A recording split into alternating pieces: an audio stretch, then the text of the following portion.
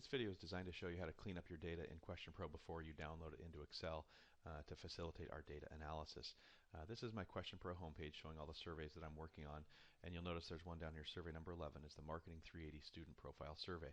I have a healthy number of responses, 274. I've collected data on the survey for a couple of semesters, so what I can do, I can see if my data is ready to go and pull it into Excel.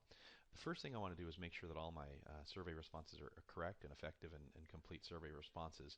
So I go to the Data Management drop-down menu and select the Response Viewer option. Once I do that, you'll see a lot of details on the survey responses. Two things I want you to cue in on. First of all, there's a timestamp for month, date, and year for when the survey was completed. With each of your surveys, you probably have some pre-testing that your group did, perhaps even had a roommate or someone take your survey to see how long it might take to complete the survey.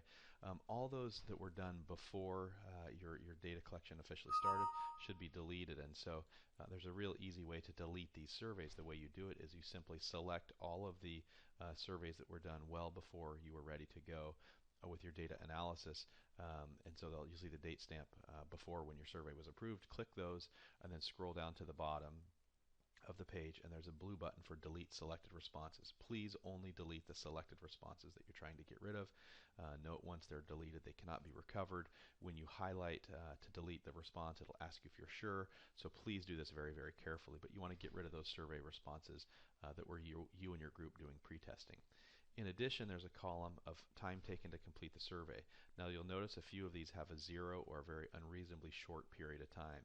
Any survey response that has about 30 seconds or less indicates the person didn't complete the survey or didn't take it very seriously, so we'll want to delete those from our data analysis. So what I do is I suggest you go through and select all of the boxes when there's a survey that response the time was very, very short. In most cases 0 or anything less than 30 seconds. So you click on the boxes as you scroll through this column, and you'll notice there's quite a few here mixed in where there's someone that didn't spend much time on the survey. You want to make sure these are all clean, effective, and accurate survey responses, so we get rid of them here before we pull the data into Excel, which is going to make our lives much easier once we get into the Excel spreadsheet.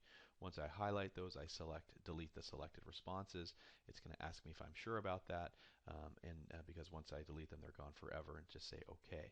So after you delete those, it'll have an accurate count, and your data will be ready to be pulled in to Excel.